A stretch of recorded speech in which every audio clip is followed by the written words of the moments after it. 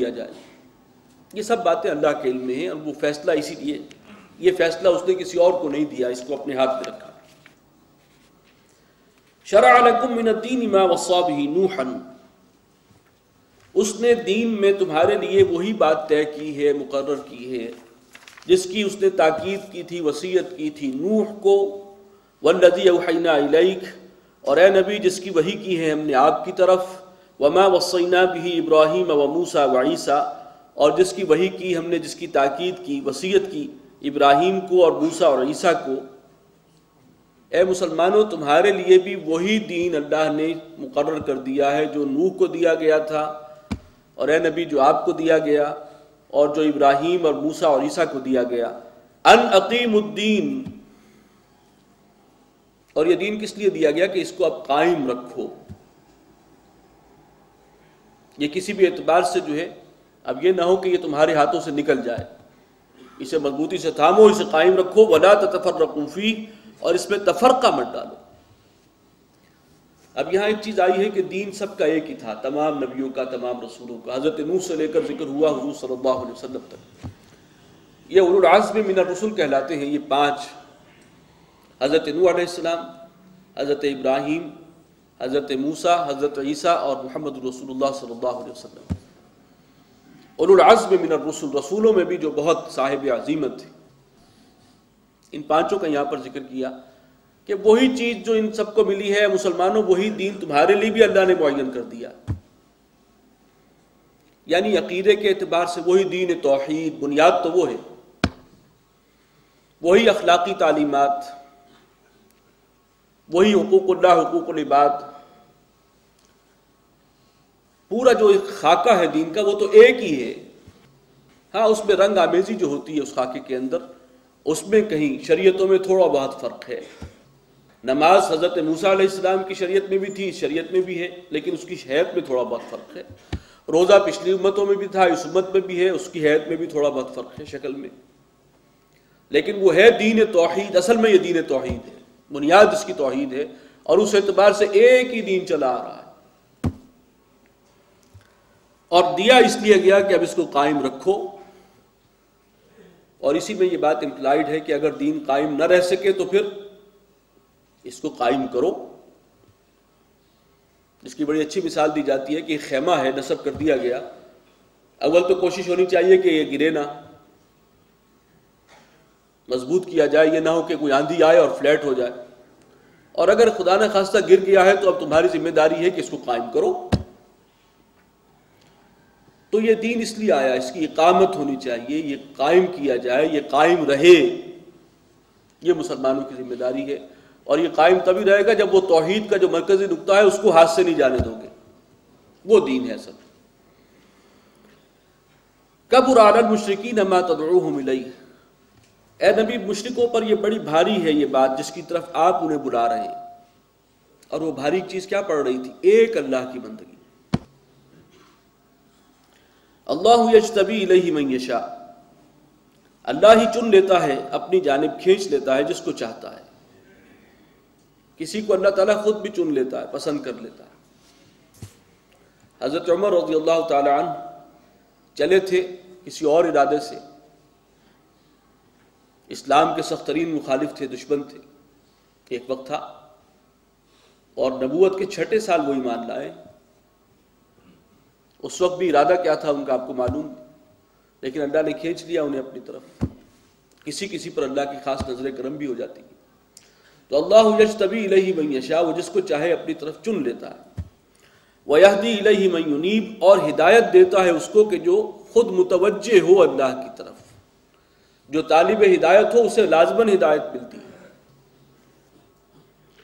اور جو ہدایت کا طالب نہ ہو، کسی اور نیت سے پورا قرآن بھی پڑھ جائے گا تو ہدایت جو ہے اس کی رمق اس کو نہیں پہنچے گی. جس کی مثال ہے ہمارے سامنے مستشرقین ہیں، اورینٹلسٹ ہیں، عربی بھی سیکھتے ہیں، اور وہ قرآن کا مطالعہ کرتے ہیں، حدیث کا مطالعہ کرتے ہیں، لیکن نیت چونکہ یہ ہوتی ہے کہ اس میں سے تلاش کریں کوئی اعتراض کے لیے کوئی مقام، کوئی تنقید، کرٹیسائز کیا جا سکے، کہیں سے مسلمانوں کے اوپر جو ہے وہ انگلی رکھی جا سکے. لہٰذا پورا قرآن پڑھ جائیں گے، ہدایت سے محروم رہیں گے. طالب ہدایت نہیں ہے. اللہ تعالیٰ ہدایت اس کو دیتا ہے جو خود متوجہ ہو، جو چاہتا ہو راہ ہدایت پر آنا۔ وما تفرقوا الا من بعد ما جاءهم العلم بغيا بينهم، اور انہوں نے اختلاف نہیں کیا اس کے بعد کہ آ چکا تھا ان کے پاس علم، بغیا بینہم، آپس کے زدم زدہ کی وجہ سے۔ اختلاف جو ہوتا ہے وہ اکثر قیادتوں کے جھگڑے ہوتے ہیں اور آپس کی زدم زدہ ہوتی ہے۔ العلم موجود ہے، شریعت موجود ہے، قرآن اور حدیث موجود ہے، لیکن یہ ہے کہ اختلافات ہو رہے ہیں اور اس پر سر پھٹاول ہے۔ وَلَوْلَا كَلِمَةٌ سَبَقَتْ مِنْ رَبِّكَ إِلَىٰ أَجَلٍ مُّسَمًّى، اور اگر تیرے رب کی جانب سے ایک بات ایک وقت مقرر طے نہ ہو چکا ہوتا، لَقُضِيَ بَيْنَهُمْ، تو ان کے درمیان فیصلہ چکا دیا جاتا۔ یہ جن لوگوں نے اختلاف کیا اصل میں اس سے مراد یہود اور نصارہ ہیں۔ وَإِنَّ الَّذِينَ أُورِثُوا الْكِتَابَ مِن بَعْدِهِمْ، اور رسولوں کے بعد جو لوگ کتاب کے وارث بنتے ہیں، جنہیں کتاب دی جاتی ہے، رسول تو اپنا وقت پورا کر کے چلے جاتے ہیں، بعد میں امتیں جو ہیں وہ کتاب کی وارث بنتی ہیں۔ لفی شک منہ مریب، تو بعد میں آنے والے اس کتاب کے بارے میں شک میں مبتلا ہو جاتے ہیں، اور اس میں ایسا شک جو انہیں الجھن میں ڈال دیتا ہے۔ تو یہ ہے ایک بہت بڑا معاملہ، جب کتاب سے ان کا رشتہ کمزور ہوتا ہے تو اس کے بارے میں شک و شبہ ہو جاتا ہے، اس لیے کہ وہ وراثت میں جو شے ملی ہے انہیں اصل میں وہ تو کتاب ہے۔ اگر اس کے ساتھ اس کو مضبوطی سے تھامیں گے، جیسے کہ حضور نے فرمایا تھا صلی اللہ علیہ وسلم خطبہ حجۃ الوداع میں کہ قد ترکت فیکم ما ان اعتصمتم به لن تضلوا ابدا، کتاب اللہ۔ اے مسلمانوں، میں تو اب رخصت ہونے والا ہوں، لیکن چھوڑ کے جا رہا ہوں تمہارے درمیان وہ چیز کہ اگر اسے مضبوطی سے تھامو گے تو کبھی گمراہ نہیں ہوگے، وہ اللہ کی کتاب ہے۔ لیکن بعد میں امتیں جو ہیں ان کا رشتہ کتاب سے کمزور پڑتا ہے، اور پھر وہ رفتہ رفتہ کتاب کے بارے میں ہی شک و شبہ میں مبتلا ہو جاتے ہیں۔ فَلِذَلِكَ فَادْعُ، اے نبی آپ تو اسی بات کی طرف بلائیے، دعوت دیجیے، اسی دین کی طرف، اسی دین کی اقامت کی طرف۔ وَاسْتَقِمْ كَمَا أُمِرْتَ، اور ڈٹے رہیے جیسے کہ آپ کو حکم ہوا۔ وَلَا تَتَّبِعْ أَهْوَاءَهُمْ، اور یہ جو مشرکین ہیں ان کی خواہشات کی پیروی نہ کیجیے۔ وَقُلْ آمَنْتُ بِمَا أَنزَلَ اللَّهُ مِنْ كِتَابٍ، اور کہیے کہ میں تو ایمان لایا اس پر جو اللہ نے نازل کی ہے یہ کتاب، میرا ایمان تو اس پر ہے۔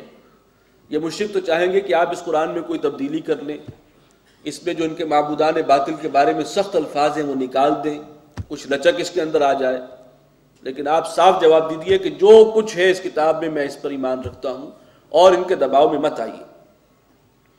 وَأُمِرْتُ لِأَعْدِلَ بَيْنَكُمْ، اور مجھے تو یہ حکم ہوا ہے اللہ کی طرف سے کہ میں تمہارے درمیان عدل کروں، یعنی اس نظام عدل کو قائم کروں جو اللہ نے عطا کیا۔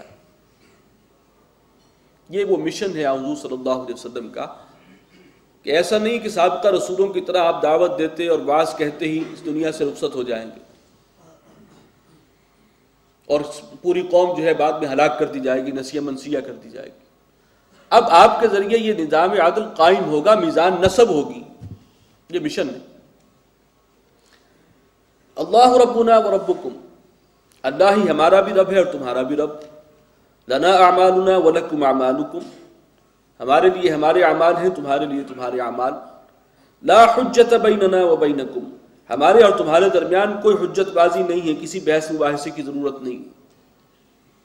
یہ گفتگو اصل میں ہے جو لوگ تلے ہوتے ہیں انکار پر، چاہے وہ اہل کتاب میں سے ہوں چاہے مشرکین میں سے ہوں، بات سمجھنا نہیں چاہتے، محض کج بحثی، تو ان کے لیے آسان جواب یہ ہے، صحیح راستہ یہ ہے کہ صاف کہہ دو لا حجت بیننا و بینکم، ہمارا راستہ اور ہے تمہارا اور ہے، کسی بحث مباحثے کی ضرورت نہیں۔ اللہ یجمع بیننا، اللہ تعالیٰ ہمیں جمع کرے گا، ایک دن آئے گا، وَإِلَيْهِ الْمَصِيرُ، اور اسی کی طرف لوٹنا ہے، وہاں فیصلہ ہو جائے گا کون حق پر تھا اور کون باطل کے لیے جو ہے وہ جان کھپا رہا تھا۔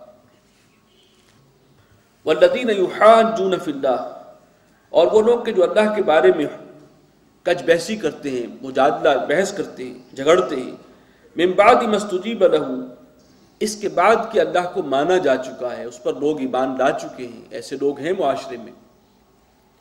جس وقت یہ آیات نازل ہوئی ہیں تو آپ یوں سمجھیے کہ 60 70 80 افراد تو مکہ کے ایمان لا چکے تھے، تو یہ لوگ موجود ہیں، ان کا کردار دیکھو، ان کی سیرت دیکھو، ایمان لانے کے بعد ان کی جو زندگی میں فرق آیا اس کو دیکھو۔ ابھی بھی لوگ جھگڑتے ہیں اللہ کے بارے میں، کیا یقین نہیں آ رہا؟ انہی کو دیکھ لو، اندازہ ہو جائے گا کہ یہ دین حق ہے، یہ قرآن